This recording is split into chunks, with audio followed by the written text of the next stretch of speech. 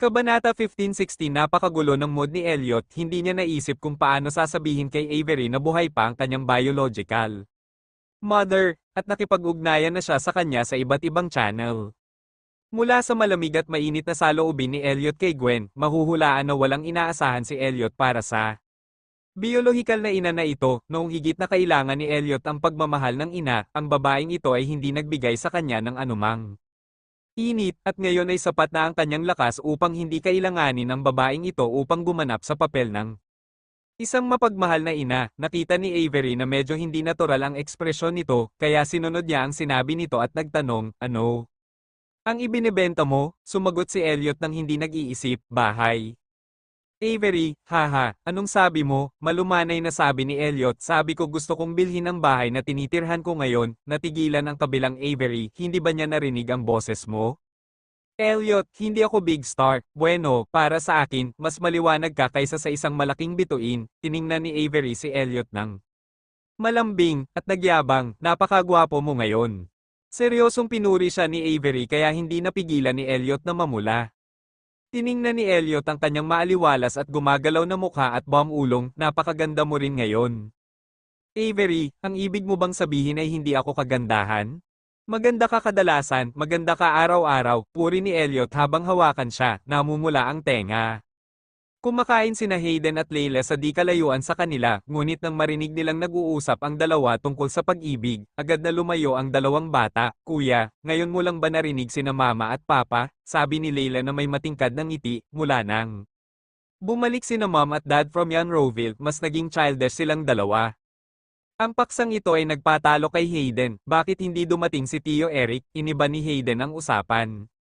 "Darating si Tito Eric mamaya, napaka-busy niya." Nalungkot si Layla, "Hindi ko alam kung magiging kasing busy ako ni Uncle Eric paglaki ko. Kung sobrang abala ako sa hinaharap, hindi ako makakapaglaro sa iyo ng madalas."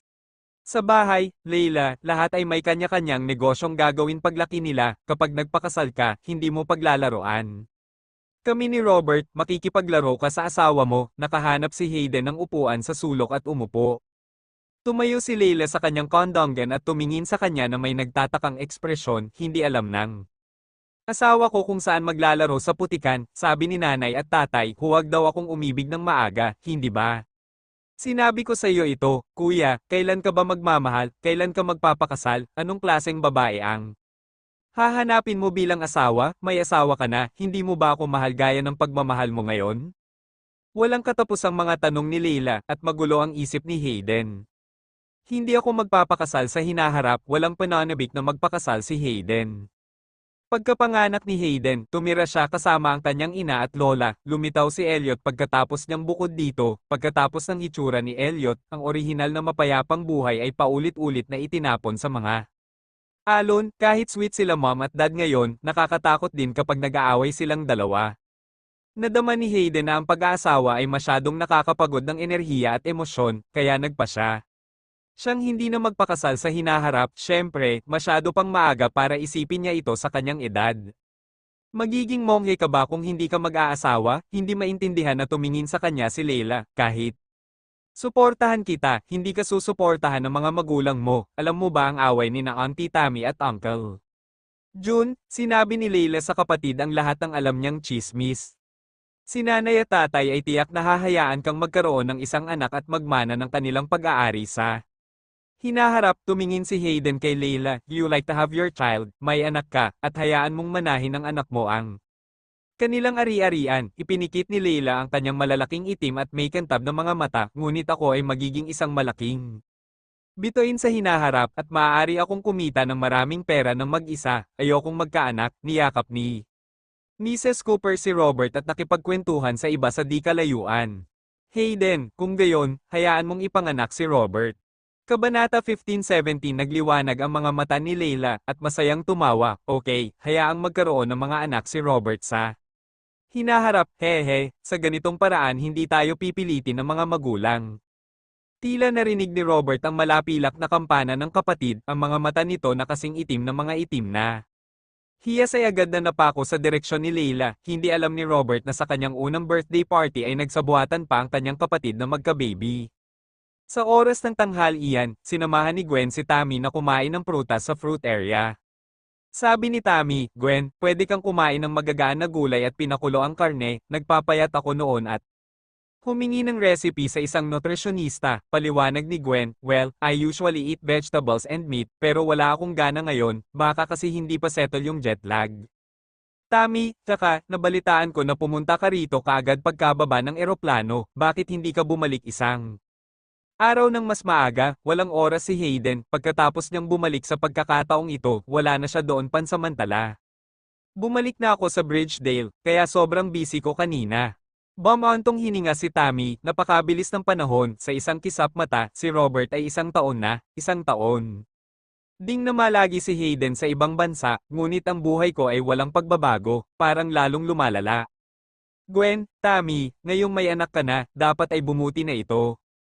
Tammy, hahaha, anak ko na lang ang aliw ko, payo ni Gwen sa kanya, mas maganda ang may comfort kaysa wala, gusto ko lang mag-stand out ngayon, para mabuhay ako ng mag-isa in the future, sa halip na umasa kina Avery at Hayden para tumulong. Kaya mo yan, sa pag-iisip, tiyak na hindi ito magiging masama sa hinaharap. Muling pinasigla ni Tammy ang kanyang fighting spirit. Kapag ipinanganak ko ang bata, magsisikap din ako. Natahimik ang boses, at sa gilid ng kanyang mga mata, nahuli ni Tammy ang isang pamilyar na figura na nakaharap sa direksyong ito. Tumingala si Tammy at nakita niyang lasing si John at pulang-pula ang kanyang mga mata. Ay nalalayan siya ni Ben Schaffer at naglakad patungo kay Tammy. Agad na bumangon si Tammy sa upuan, hindi mapigilan ang tibok ng puso niya. Tammy, asawa mo ba yan? Tsismosang tanong ni Gwen nang makitang mali ang ekspresyon ni Tammy. Ngumuso si Tammy, hindi nagtagal, tinulungan ni Ben Schaffer ang lasing na si John na maglakad sa harapan nila. Itinulak ni Ben Schaffer si John sa mga bisig ni Tammy, sobrang uminom siya at patuloy na sinisigawan si Tammy kaya mo ito, humiwalay si Gwen. Hoy, pakawalan, ano ba ang hinihila mo sa akin? Galit na sabi ni Gwen. Magkasama kayong dalawa, tama bang maging bum-ilya kayo dyan? Hinayla siya ni Ben Schaffer sa mesa kong. Saan siya kumakain? Sa table na ito, nandoon sina Elliot, Avery, Shay, Wesley at Adrian. Ngunit pinilit siya ni Ben Schaffer at umupo sa tabi niya na para bang kilalang kilala nila ang isa't isa. Nais ni Gwen na umupo sa tabi ni Avery, ngunit sa kasamaang palad si Elliot ay nakaupo sa kaliwa ni Avery, at isang magandang binata ang nakaupo sa kanan. Ikaw, napatingin si Gwen sa mukha ni Eric at napalunok, ikaw si Eric. Ngumiti si Eric at tumango, ikaw ang kapatid ni Elliot na si Gwen. Hindi ko pa siya kapatid, nakangiting sabi ni Gwen, I don't deserve it. Napatingin ang mga tao sa mesa kay Elliot, hindi napigilan ni Chad ang matawa, aniya, magkamukha talaga si Gwen at ang amo ko, dati, sinabi rin ng boss ko. Na hindi siya karapat-dapat kay Avery, pagkatapos sumulyap ng isang table kay Chad, tumingin ulit sila kay Elliot, paano nasasabi ng isang taong napakataas sa itaas ang gayong hamak na mga salita. Kabanata 15:18, kailan ko sinabi sa mukha mo, alam ni Elliot na sinabi niya ito, ngunit sinabi niya ito nang makipag-away siya kay Avery. Nakita ni Chad na medyo solemn na ang itsura ni Elliot at biglang napagtanto na siya ay tumagas. Kung sa private, ayos lang sa kanya, ang susi ay ang mga tao sa mesa ngayon, matalas niyang sinabi ang mga pribadong gawain ng amo, ano ang mukha ng amo, baka mali ang naalala ko, boss, hindi mo dapat sinabi, agad na sinubukan ni Chad na iligtas ang nakakahiyang sitwasyong ito. Nang makitang natakot si Chad, sinabi ni Avery na iligtas ang eksena, sinabi niya ang mga bagay na iyon, at sinabi niya ito ng higit sa isang beses, sa paglabas ni Avery para sumuporta, hindi masyadong natarante si Chad. Hindi naman talaga galit si Elliot, ang akala niya noon ay may malubhang pisikal o psikolohikal na sakit, kaya lagi niyang nararamdaman na hindi siya karapat-dapat kay Avery. Huwag pagtawanan si Elliot na hindi kailanman gumawa ng mga impulsive na bagay o nagsabi ng mga impulsive nasalita kapag sila ay umiibig. Iniligtas ni Ben Schaffer ang dignidad ni Elliot, pero hayaan mo akong magsabi ng totoo, sa tingin ko mas magaling si Gwen kaysa kay Elliot, mas confident ako. Dahil sa sobrang dami ng tao dito, nahiya si Gwen na harapin ng personal si Ben Schaffer. Ngunit binigyan ni Gwen ng malamig na tingin si Ben Schaffer gamit ang kanyang mga mata. Agad na tinakpan ni Ben Schaffer ang kanyang bibig. Sagot ni Avery, magandang bagay ang magkaroon ng tiwala sa sarili, sa tingin ko, magaling si Gwen, hindi siya. Basta-basta kumpiyansa, nasa kanya ang kapital ng tiwala sa sarili. Nahihiya namang papurihan si Gwen, saan ako may kapital, maglakas loob na sampilin si Ben Schaffer, sino ang nagpapahirap sa kanya parati, bakit ka ba nakakaistorbo kung may pakialam ako sa'yo, sabi ni Ben Schaffer sa kanyang puso, Gwen, sino ba ang gustong alagaan mo, mas mahalaga ka ba sa mga magulang mo, okay, nasa ganitong edad ka na, at tiyak na hindi bata ang iyong mga magulang. Ben, may yaya ang mga magulang ko na dapat alagaan. Ikaw ay ikaw, at ang yaya ay isang yaya, kung kayang palitan ng babysitter ang tungkulin ng isang bata, ano ang silbi ng pagkakaroon ng isang sanggol, seryosong katwiran ni Gwen sa kanya. Hinarang si Ben Schaffer ng kanyang mga salita, at walang puwang para sa kanya na sumagot. Gwen, kaya mo talaga, si Ben Schaffer ay sinanay mo na parang apo, hindi siya naglakas loob na umutot, gusto niya akong bugbugin ngayon lang, natuwa si Mike. Nagtaas ng kilay si Chad, bakit ka binugbog ni Kuya Ben, nagpapamura ka na naman, Mike, hindi umimik Mike. Tumawa si Ben Schaffer at pumasok sa isang laro, sa pagkakataong ito, lumapit si Tammy at nagpaalam kay Avery, lasing at baliw si June, babawiin ko muna siya. Titingnan ko kung makakarating ako sa hapon, tumayo si Avery sa upuan at pinaalis sila. Noong umiinom siya ngayon, hinikayat ko siyang bawasan ng pag-inom, ngunit hindi siya nakinig, tinawagan ni Avery ang mga security personnel, inalalayan si June, at nagpatuloy sa pagsasabi kay Tammy, sinabi ni Ben Schaffer. Na umiinom daw siya for the sake of drama, lakasan mo ang loob na hanapin ka. Mahinahong sinabi ni Tammy, alam ko, nasa labas siya at duwag hanggang kamatayan sa harapan ko. Avery, takot na takot ba siya sa'yo? Paliwanag ni Tammy, it's mainly because I have a bad temper, galit ako, at hindi ko mapigilan, isa pa, bayolente rin. Ang tatay ko, kaya hindi lang ako takot sa akin, pati na rin sa tatay ko. Mas mabuting ayaw kanyang makipaghiwalay, napakalupit na gusto ka na niyang makipaghiwalay, hindi niya. Kailangang matakot sa iyo at sa kanyang tiyuhin, nakangiting tumingin ulit si Avery kay June. Dahil dito, ngumiti si June sa kanya, at inabot ang kamay para mag-okay gesture. Hindi naman ganoon kalasing si June, nagkukunwari siyang lasing. Kabanata 1519 naintindihan ni Avery ang ibig sabihin ni June, at agad na sinabi kay Tammy, huwag kang pumunta dito sa hapon. Ibalik mo si June sa pahinga, at kapag nagising na siya, makakapag-usap na kayo ng maayos, hindi lang masama. Para sa iyo na ipagpatuloy ang malamig na digmaan tulad nito at hindi ito mabuti para sa mga bata, nag-iisip pa. Ako ng mga paraan para masolusyonan ang mga problemang kinakaharap mo. Sa madaling salita, maaari itong malutas sa pamamagitan ng paglutas nito, walang pigil na sinabi ni Tammy. Maliban na lang kung mamatay ang biyenan ko, pagkatapos ay umubo ng marahas si June. Napatingin agad si Tammy sa kanya, agad na sinandal ni June ang ulo sa balikat ng security guard na parang gusto na niyang mamatay. Ha, kahit lasing ka alam mong SH** ang sinasabi ko, anong mabuting anak, ngumisi si Tammy. Alam ni Avery na noon pa man ay matigas ang ulo niya, kaya nagpatuloy siya sa pagpapaliwanag, kung hindi anak si June, hindi mo siya pababayaan, dapat may solusyon, bumalik ka muna at huminahon ka. Tammy, saan ka pupunta? Ayokong pumunta sa bahay niya.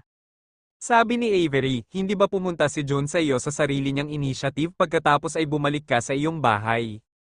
Kapag naayos na niyong dalawa ang mga problema, lulutasin ko ang mga problema sa pagitan ninyo ng biyenan mo. Sige, mukhang lasing na lasing si June, hindi ko siya mapapansin, naiinis na sabi ni Tammy at pinindot ang elevator.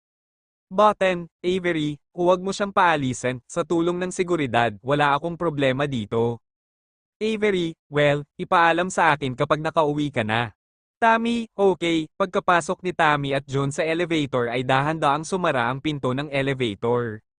Nagpalit ng mukha si Tammy sa isang segundo, iniunat ang kanyang kamay at kinurot ito ng malakas sa braso ni June. Lasing, napabuntong hininga si June sa sakit. Hoy, masakit, itigil ang pagkurot, anong ginagawa mo? Kailan mo nakita, kabuo ang 2 baso ng alak ang nainom mo? Maaari ka bang malasing sa 2 baso ng alak? Maaari mong linlangin ang mga tagalabas, kaya mo ba akong lokohin? Sabi ni Tammy sa natatarantang security guard. Sabi niya, salamat.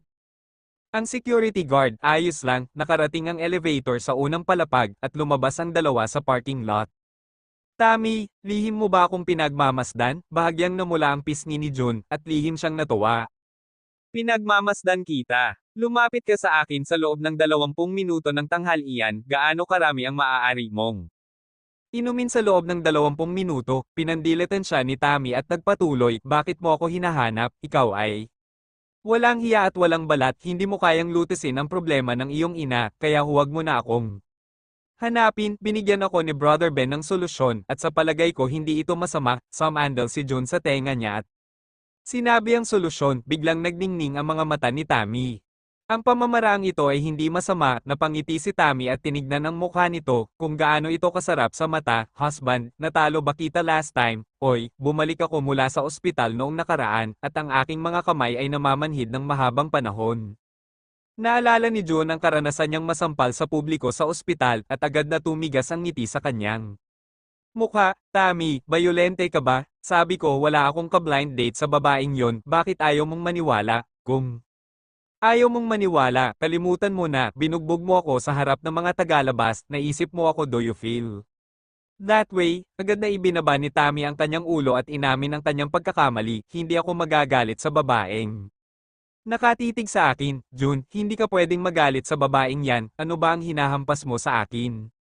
Napakalakas ng nanay ng babaeng iyon kaya hindi ko siya kayang talunin. Si Tammy ay mukhang duwag. Kung talagang nililigawan mo ang babaeng iyon at hindi mo ako tutulungan, hindi ba't kailangan kong magdusa ng malaking kawalan? Biglang tumalon ang mga temple ni June. Sa orihinal, galit na galit siya, ngunit pagkatapos niyang pakinggan ang paliwanag nito, nagalit siya at tumawa ng galit. June, ang lakas ng loob mong tumayo sa harap ko. Sinong nagsabi sa iyong maging asawa kita? Kaya mo yan? Hinawakan ni Tammy ang braso niya at humikab. Medyo inaantok na ako, samahan mo akong bumalik sa bahay ko. Kabanata 15:20, well, kumusta ang resulta ng iyong huling prenatal check-up? Inalalayan siya ni June papasok ng sasakyan. Tammy, napakabata pa ng bata para makakita ng kahit ano. May nakita akong maliit na tuldok sa color Doppler ultrasound. June, anong sabi ng doktor? Hiniling ako ng doktor na magkaroon ng naka-schedule na pagsusuri sa pagpapaanak, at siya nga pala ay nagpaalala sa akin na magpahinga at panatilihin ang aking kalooban. Matatag, sumulyap si Tammy sa kanya. June, kung hindi ibibigay sa iyo ni Ben Schaffer ang ideyang ito, balak mo bang huwag na akong kontakan? Parang napahiya si June. Hindi ko iniisip yon. May paraan ba? Wala akong maisip na magandang paraan. How dare I contact you? Kahit na kontakan kita, hindi mo ako bibigyan ng magandang mukha.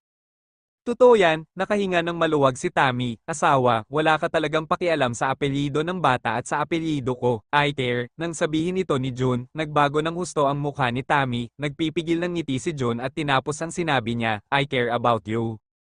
Asawa, ngayon mo lang ako sinubukan. Niyakap ni Tammy ang ulo niya at binigyan siya ng matalim na halik sa pisngi. Asawa, salamat sa pagpaparaya mo sa akin. Itatago ko sa puso ko ang kabaitan mo sa akin. Sa susunod na galitin mo ako, susubukan kong huwag gawin. Napaawang ang bibig ni June. Salamat Mrs., napakabait mo. Banquet hall, after lunch, gusto ni Hayden umuwi para magpahinga. Si Leila ang follower ni Hayden ngayon, at kasama niya ito pauwi. Kaya pinauwi na lang ni Avery ang tatlong bata. Nanatili si Elliot sa banquet hall para samahan ang mga bisita. Elliot, tinawag ka ba ni Hayden ngayon? Tanong ni Ben Schaffer. Elliot, tatawagan sana niya ako, pero may tumawag sa telepono. Nag-ambala siya. Naiinggit na sabi ni Ben Schaffer, nagkataon lang, pero dahil hindi na siya galit sa'yo, maya-maya ay tatawagan ka niya. Hindi ako naiinggit sa iyo noon, ngunit ngayon ay nakikita ko ang iyong anak na lalaki at anak na babae na napakabuti, at bigla akong naiinggit sa iyo. Maaga pa para mainggit, hindi naman sinabi ni Hayden na hindi niya ako galit. Si Avery ang sumuyo sa kanya sa gitna. Alam na alam ni Elliot na kung wala si Avery, hindi siya bibigyan ni Hayden ng magandang mukha. Sa pagtulong sa iyo ni Avery, sandali na lang at magustuhan ka ng iyong anak, sabi ni Ben Schaffer, nakatingin sa hindi kalayuan. Kahit papaano ay naabutan ni Gwen si Eric. Pagkatapos mag-lunch ni Eric, lumapit sa kanya si Gwen. Nag-uusap ang dalawa, hindi alam kung ano ang uusapan. Nainggit talaga ako kay Eric. Maganda ang mukha niya. Bawat babaeng nakakakita sa kanya ay may mga mata na kumikinang. Maasim ang ekspresyon ni Ben Schaffer, at mas maasim ang tono nito. Humalakak si Elliot. Ngayon gusto mo ng mga anak at asawa, at hindi mo na ito itinatago. Oo, excited ako sa'yo. Magkasing edad lang tayo, pero tatlo ang anak mo at bata at maganda ang asawa mo. Mas lalo pang nalungkot ang sinabi ni Ben Schaffer. Ngayon pakiramdam ko napakabilis ng